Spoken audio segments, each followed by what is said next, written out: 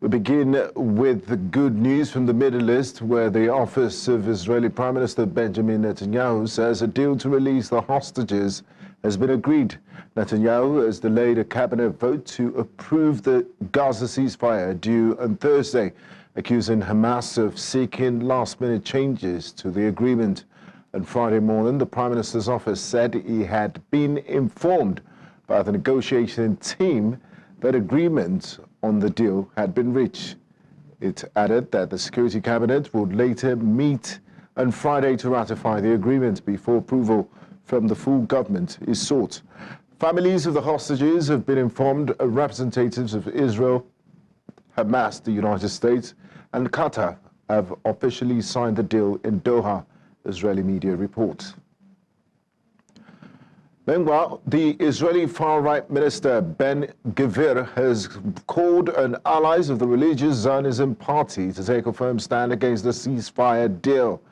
In a video message posted on his Telegram channel, Itamar Ben Gvir noted that it is not too late for the deal to be stopped. He called the deal an irresponsible agreement, claiming that the objectives of the war have not been achieved. This comes as Israel's Security Cabinet approved the Gaza ceasefire and hostage release deal that should take effect this weekend. Ben Gvir has threatened that his party colleagues would quit the cabinet if it approved a Gaza ceasefire and hostage release deal. שמתגלים עוד ועוד פרטים, שמגלים שמשחררים מחבלים אסירי עולם לירושלים, משחררים מחבלים אסירי עולם ליהודה ושומרון, כאשר כולם יודעים שהמחבלים האלה ישובו לנסות לפגע, ישובו לנסות להרוג. אני חרד פי כמה וכמה. אני קורא לחבריי בליכוד ובציונות הדתית, עדיין לא מאוחר, אנחנו לפני ישיבת ממשלה, אפשר לעצור את העסקה הזאת, תצטרפו אליי. And joining me tonight to further discuss this is News Central's international correspondent, Afia Agen. Okay, apologies for that. We don't have Afia with us. She'll be joining us much later. Still on Gaza ceasefire, Russian President Vladimir Putin has expressed hope that the ceasefire in Gaza will pave the way for long-term stabilization in the region. He emphasized the importance of alleviating the humanitarian crisis in Gaza while working towards a sustained effort of a comprehensive settlement of the Palestinian-Israeli conflict based on international law. Putin made these remarks during a meeting with Iranian President Masoud Pezeshkian at the Kremlin. The Russian leader underlined that while the ceasefire could help stabilize the situation, it should not detract, I beg your pardon, from the broader goal of resolving the ongoing conflict between Palestinians and Israelis. Что не менее значимо, открывается возможность для существенного увеличения объемов поставляемого в Газу продовольствия, топлива и медикаментов. Все это, надеемся, будет содействовать облегчению гуманитарной ситуации и долгосрочной стабилизации в секторе. Вместе с тем, важно не ослаблять усилий по всеобъемлющему урегулированию палестино-израильского конфликта на общепризнанных международно-правовых. Meanwhile, approximately 200 individuals, including members of the Representative Council of Jewish Institutions in France, CRIF, and the Women's International Zionist Organization gathered at Trocadero Square in Paris to advocate the release of hostages held in Gaza. The demonstration highlights the ongoing humanitarian crisis and called for the immediate return of all individuals taken captive during the conflict. Participants showed solidarity with the hostage families, demanding urgent international action to ensure their safety. Nous accueillons l'annonce de cet accord avec espoir, bien sûr, mais aussi avec une part d'inquiétude. L'espoir parce que nous souhaitons que les otages puissent être libérés le plus rapidement possible, que soit mis un terme très vite à leur détention dans des conditions inhumaines, on le sait, dans ces tunnels de Gaza par le Hamas. Mais une inquiétude parce que, évidemment, nous savons que cet accord est fragile, qu'il peut à tout moment être interrompu, ne pas aboutir. Il y a évidemment, dans le cadre de cet accord, la libération de beaucoup de prisonniers, dont certains ont du sang sur les mains, et ça génère pour beaucoup de familles, évidemment, une inquiétude. On est dans un moment qui souligne l'honneur des démocraties. L'honneur des démocraties, c'est précisément de savoir, dans ces moments-là, valoriser la vie avant tout, et donc y compris faire des choix très difficiles humainement, celui notamment de libérer des terroristes pour pouvoir obtenir la liberté pour des otages. Je crois... President Emmanuel Macron has called for accelerated implementation of a November ceasefire deal between Israel and Lebanese militant group Hezbollah in South Lebanon. President Macron, who visited Lebanon to lend his support to the new leadership, made the call during a joint press conference with his Lebanese counterpart Joseph Aoun ahead of January 26 deadline for the truce implementation. President Macron acknowledged that the ceasefire deal produced results but demanded total withdrawal of Israeli forces from Lebanon as part of a ceasefire deal agreed with Hezbollah. It insists that the ceasefire deal should be long-lasting, urging the Lebanese army must now hold total monopoly of weapons in South Lebanon. Ce matin, avec le commandement français et américain, des résultats ont été obtenus, un premier retrait israélien opéré à l'ouest, mais ils doivent s'accélérer, se confirmer dans la durée, et il faut un retrait total des forces israéliennes, un monopole total de l'armée libanaise sur les armes. C'est pourquoi nous soutenons, je le redis ici avec force, la montée en puissance des forces armées libanaises et leur déploiement dans le sud du pays. Les forces armées libanaises constituent un pilier de la souveraineté du Liban, un acteur indispensable pour faire respecter le cessez-le-feu, et il faut donc continuer à accélérer le recrutement. Well, let's take you to France, where the General Secretary of the CFDT Union, Maëlys Léon, has opposed the proposed retirement age of 64, calling for a change in the statutory retirement age. Léon made the call during discussions with the government and unions aimed at revising the 2023 pension reform. The meeting marked the beginning of a challenging process to overhaul the reform, which has faced widespread criticism. The CFDT, alongside other unions, has maintained a strong stance against the policy, pushing for significant amendments. The unions argue that raising the retirement age is unfair and called for a more balanced solution. Été extrêmement clair, 64 ans, c'est non. Donc il y a le sujet, il faut un bouger sur l'âge légal, il faut progresser sur la question de la pénibilité, de la prise en compte de l'usure des véritables physiques des travailleurs et des travailleuses qui nous disent on ne peut pas continuer de travailler jusqu'à l'âge légal, c'est impossible, on est usé, on est fatigué. Et puis le troisième sujet, c'est les inégalités entre les hommes et les femmes. Ça, c'est un vrai sujet. La réforme de 2023, elle fait payer plein pot aux femmes. Incumbent President of the United States, Donald Trump, has allayed fears of a trade rift between China and the United States during his four-year term. Trump vowed to build a cordial work relationship with China. He made the commitment after a telephone chat with Chinese President Xi Jinping, stating that he would build a strong relationship aimed at making the world a more peaceful and safer place. He writes on a social media platform, Truth Social, "It is my expectation that we will solve many problems together and start soon immediately. We discussed balancing trade, fentanyl, TikTok, and many other subjects." He said the call with Xi is a very good one for both China and the United States. Join us for more on the United States and China bilateral relations. We're now joined by Uche Oti, a legal practitioner and public affairs analyst, joins us from Lagos, Nigeria. One welcome to you, Uche, and thanks for joining us.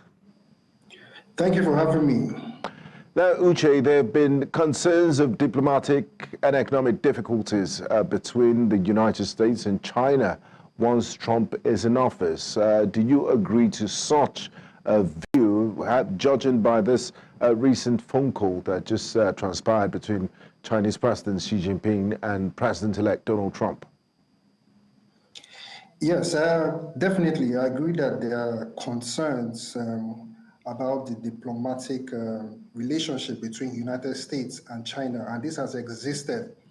If you recall, in 2018, and during President Trump's, the President-elect Trump's first tenure in office, he imposed some sanctions, what you call some tariffs, because he was able to activate Section 301 of the Trade Act of 1974, which authorizes him to impose tariffs, where U.S. are being imposed with any kind of burden and on U.S. commerce. So he activated that in 2018, and this was as a result of a report by a U.S. department which claimed that China was engaging in some unfair trade practices, as well as intellectual property theft and trade deficit. So there was this trade deficit debate between United States and China. So all this led to these sanctions being imposed by US on China. But these sanctions were actually double-edged. It was like a double-edged sword because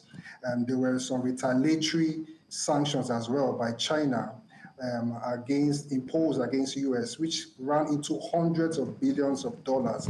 So definitely there's that tension that exists. And but with this call, like you've rightly said, this call that has happened between the President-elect Trump and President of China, Xi Jinping, I believe that is a welcome development, and I believe that something good can come out of it when you talk about the conversations that are being had on how well China and US can get along, because you understand that this is actually a trade war, a serious trade war, talking about the economists who have come, actually various economists have come out to say that this free trade that is being enjoyed by both China and US is something that can relatively affect the economic output and income of the economy. So it's something that really should be looked into by both countries. I believe and I hope that they can really come to an understanding. Now, Uche, now that Trump has extended a sort of olive branch, a hand of fellowship with a phone call, would we be naive to think that this trade war, as you put it, is over?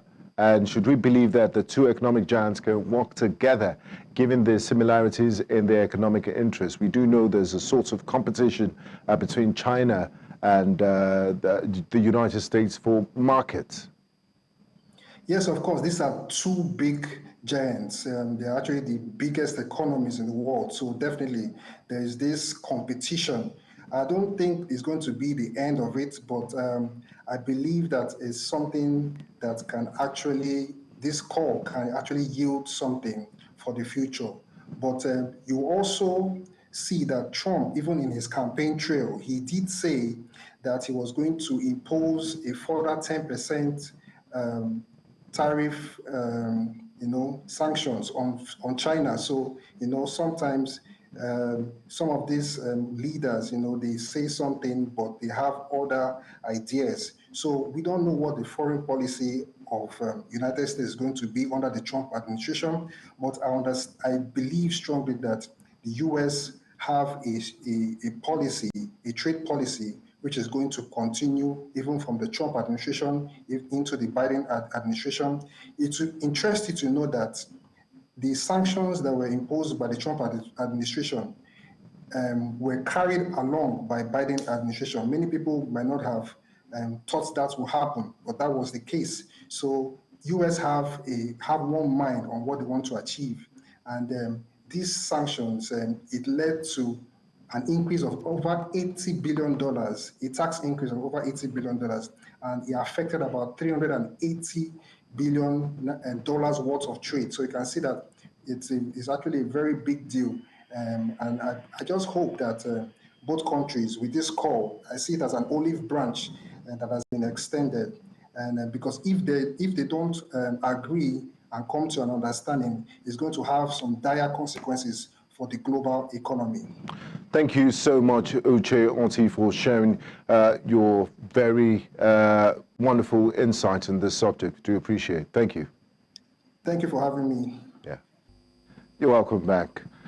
The somewhat popular assumption that a Trump presidency at the White House will bring an end to the prolonged Russia-Ukraine war may be popular in many parts of the world, but a good number of Russians seem not to buy the idea. A random sample of some Russians in Moscow revealed that the concept is not as popular in Russia. Some of them hold strong opinions that Donald Trump's inauguration will not change anything. В прошлый раз, когда он был президентом, все же также ждали. Какие-то будут улучшения, что-то будет, какие-то будут изменения. Почему-то в нашей стране. Хотя кто он такой для нашей страны-то? Никто. А оказалось намного хуже тогда. И все же тогда репу чесали. А как так? Мы же ожидали, что наш человек, что-то там не из КГБ нашего. А оказалось, что нам палки в колеса вставляют, поэтому нет. Поменять может все только один человек. И мы знаем, кто это. Я думаю, что нет смысла вообще об этом думать, потому что как он пришел зарабатывать деньги дальше, так он и зарабатывает. Так что мог крикнуть, что он все это дело исправит, на самом деле нет. Я не верю, он популист. Понимаете, он, конечно, очень смелый человек, но он популист. И для популярности, он же вообще сказал, что в один день все прекращу. Канада будет моя, Гренландия будет моя. Ну, поди, сделай, посмотрим. Он популист, поэтому трудно сказать, что это будет, как это отразится для нас. Да вы понимаете, я так далек от политики, что даже не могу сказать. Что Трамп, если Владимир Владимирович ничего не поменяет, то так все и останется. Трамп при чем для нашей страны Трамп? Я не думаю, что ситуация кардинально изменится в ближайшее время. Возможно, со временем, когда пройдет месяц-другой, изменится политика. Но я не думаю, что она изменится кардинальным образом. Думаю, вряд ли у него что-то получится такое для нас приемлемое. Он будет свою линию гнуть однозначно. А мы, конечно, соглашаться на его, я думаю, не будем. The presidents of Russia and Iran have signed a cooperation pact deepening the partnership between the two of the world's most heavily sanctioned nations. At a joint press conference in Moscow, Vladimir Putin and Masoud Pezeshkian praised the deal and noted that it was a breakthrough to help create conditions for the sustainable development of their countries. Iranian and Russian officials also said the treaty covers areas from trade and military cooperation to science, culture, and education. The Kremlin earlier said that the treaty will enhance the military, political, and trade economic relations between Tehran and Moscow, though the specifics remain undisclosed. В Ближнем Востоке можно соблюдать баланс сил. Огромный проект в атомный договор, который мы подписали сегодня, создает дополнительную, как я уже говорил, существенную такую серьезную базу для выстраивания отношений доверительного характера. И что сказал, это договор о наших приоритетах, о соблюдении этих приоритетов. Это договор, который позволяет нам укреплять наши двухсторонние связи в интересах народа Ирана и народов Российской Федерации. Мы на протяжении длительного времени координируем свои усилия на международной арене. Это касается самых острых вопросов, которые находятся в повестке дня международного сообщества. Human Rights Watch has condemned governments for what they call their craven unwillingness to defend international norms and institutions in 2024. They warn that Donald Trump's potential return to power would exacerbate pressures on the global rights system. Human Rights Watch Chief Tirana Hassan highlighted extreme rights violations in regions such as Gaza, Sudan, Haiti, and Ukraine, noting that elections and deadly conflicts tested the integrity of democratic institutions and human rights principles. A 500-page report cited mounting repression in Russia, India, and Venezuela, alongside the ongoing destruction in Gaza, Sudan, and Ukraine. It criticized both authoritarian governments like those in Russia and Mali and liberal democracies for failing to be reliable defenders of human rights. The report underscored the devastating human cost of disregarding international norms meant to protect civilians. The sort of democratic backsliding, the weakening of democratic institutions, the fact that, in countries from, Pakistan to Cambodia, we've seen political opponents hounded into exile, imprisoned. Here in Thailand, obviously you had the Move Forward Party dissolved by the Constitutional Court. Civil society is really under siege everywhere.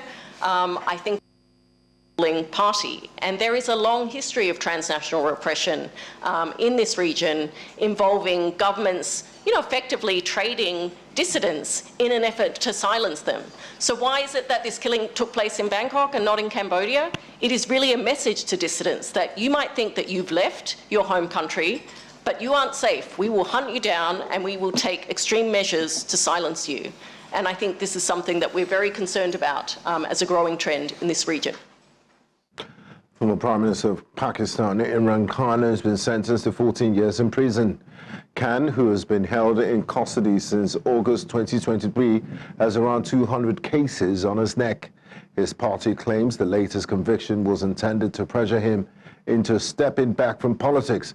Despite this conviction, Khan told reporters inside the courtroom that he will neither make any deal nor seek any relief. The anti-graft court convened in the jail where Khan is being held near the capital, Islamabad, convicted him alongside his wife, Bushra Bibi, for graft linked to a welfare foundation they established together called the Al-Qadir Trust. China has announced that its population has declined for the third consecutive year in 2024, continuing a downward trend after over 6 decades of growth. The country is grappling with a rapidly aging population and persistently low birth rates. Once the world's most populous nation, China was surpassed by India in 2023. In response, Beijing has introduced measures such as subsidies and pro-fertility campaigns to encourage higher birth rates.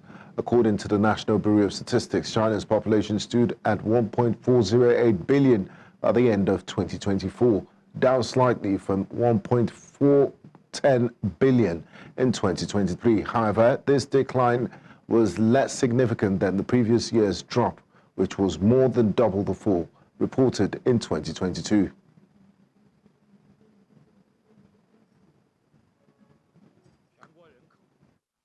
是包括31个省、自治区、直辖市和现役军人的人口，不包括居住在31个省、自治区、直辖市的港澳台居民和外籍人员，是14.1亿人。 And that's all on the news at this hour. You can watch News Central live on DSTV channel 422, Star Times channel 274, AVO TV and YouTube. Many thanks for watching. I am Benga Aboroa.